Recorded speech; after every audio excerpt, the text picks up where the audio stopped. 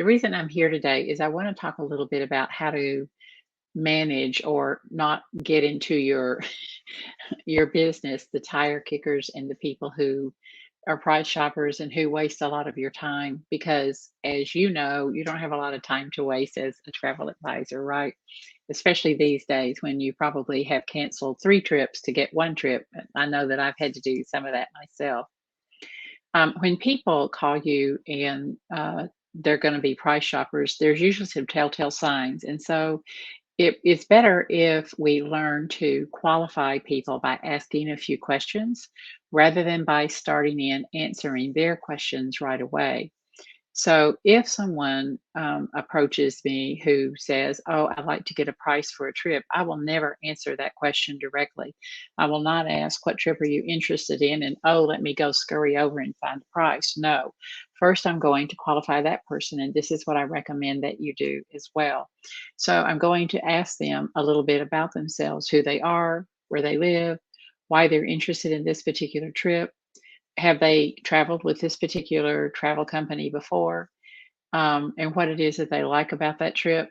And if they are hesitant to tell me their name or hesitant to answer my questions, I'll know that they're just price shopping and they're going to probably going to end up over at Costco's or somewhere. And it's not going to be something that I want to waste my time on. The thing to think about is that you really are the CEO of your business and you have limited time. There's an infinite number of kinds of trips to sell in the world, and there's an infinite number of kinds of people to sell them to. And you want to create a travel business where you are getting good commissions for your work and where people respect your time. But you know what? They're not going to respect your time unless you respect your time. So, first, you have to set your own boundaries and let people bounce off of those boundaries. And they will either come to respect you and decide to come in at your boundaries, at how you operate, or they will bounce off and go away, which means they're not your ideal customer to begin with. And we all do better in our businesses when we're selling to our ideal customer.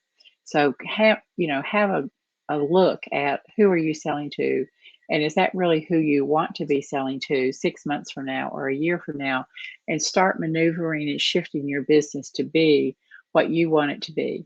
So qualifying and asking questions is always a good idea, especially if it's somebody who's a cold call and you don't know anything about them, or maybe it's a word of mouth referral, but you've never met that person. You don't know anything about her or her family or what she wants to do. Secondly, deal with vendors who respect your time. And in the past couple of years with the pandemic, you and I both know that there are vendors who have really showed themselves as not caring how much of your time they waste, not keeping their bookkeeping straight, making you chase after commissions, or not making you shift things 3 and 4 times, having long lead times on the phone. None of that do I want to put up with, and you shouldn't put up with it either. There are companies who still really do good in customer service to the TAs, and those are the companies, in my opinion, we all should be selling.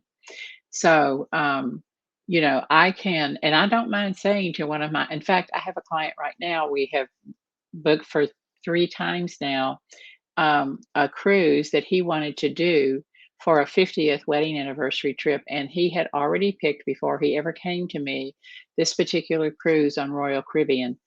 It has been a nightmare trying to get his money back, trying to get the future travel credits assigned correctly. It's just been hours and hours and hours and often incorrect information.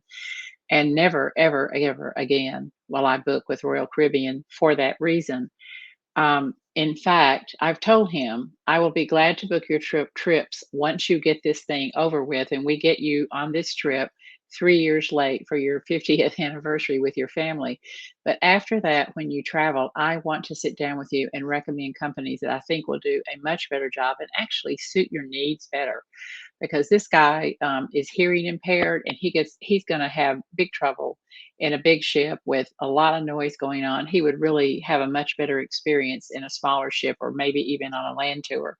So there's nothing wrong with adding your expertise. People are coming to you because of your expertise, and you need to keep that in mind. I did a little video the other day. If you haven't seen it, you can go to the Sell Travel Better channel and click on it and watch it. We are not in product sales. We are in consultative sales, and that's different. When we are repping travel suppliers, they are coming to you with their product. They are doing product sales. A cruise is a product sale. A tour company is a product sale. A shore excursion is a product sale. But you are being paid for your expertise as a consultant. This is consultative sales.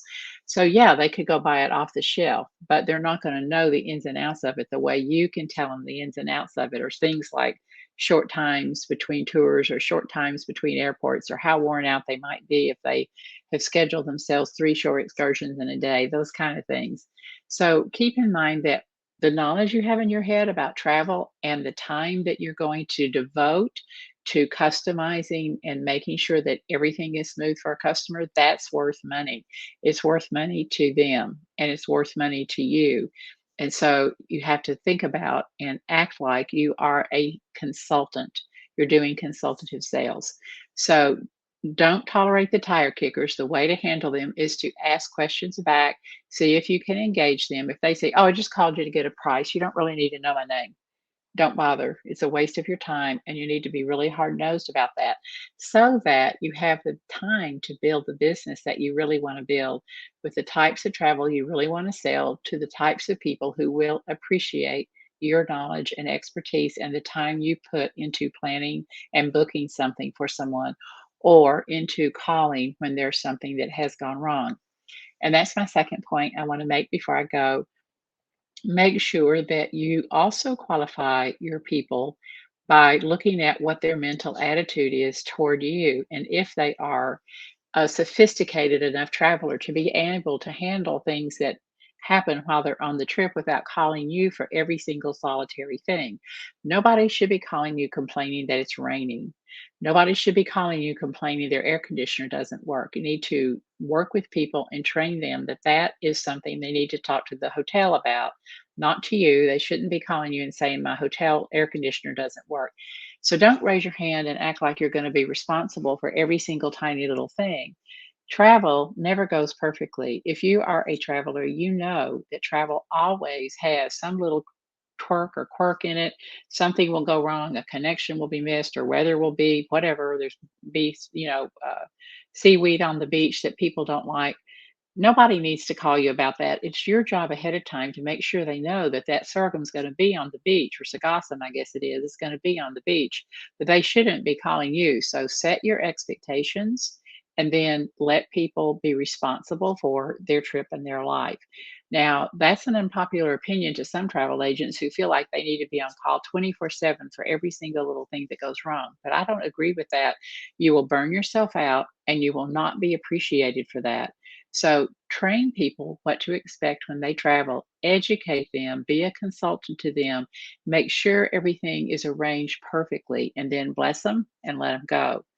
And, make sure things are in order, make sure they have a passport, whatever it is. But after that, it's not your responsibility to call and remind them to put the passport in their backpack, right? It's their responsibility to kind of have their wits about them a little bit. So those are the things that will bring you the better quality of clients who are experienced travelers, who are brand new travelers that you can turn on to the world of travel, but they will listen to you and they will respect your advice. I have a couple of those right now, and it's so fun to see them. They're hesitant, they're a little bit scared, and then they get excited, and then they come back and they can't wait to book something else, and you've got a client for life. So make sure that you qualify people and make sure that they respect your time, and make sure that the vendors you work with, the travel suppliers, respect your time as well and pay you well. Otherwise, let people go elsewhere and book through Costco or book right on the consumer facing sites because you don't need them in your business. So that's Sue, and that's Sue with Sell Travel Better. And if you have questions about that or comments, you can feel free to leave them here. You can go over to selltravelbetter.com and sign up to get my newsletter, and you'll be alerted when there's going to be either free training or paid group or anything. If you have questions about things you want to know, you can leave a question below. All right, got to run. Talk to you later. Bye bye.